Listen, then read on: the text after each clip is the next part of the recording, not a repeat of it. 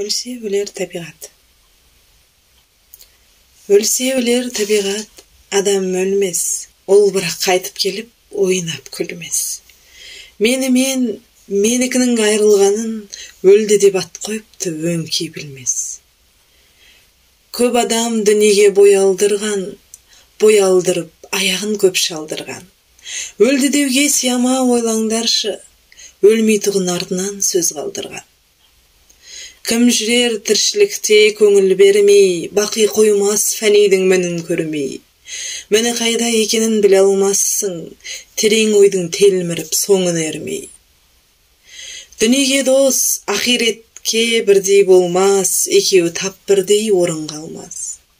Дүниеге ынтық машқарға амалсыздың, иманын түгелдеуге аузым бармас. Өлең ішіндегі бақи деген сөз мәңгі деген мағынада беріледі. Фәни деген ол жалған деген мағынада.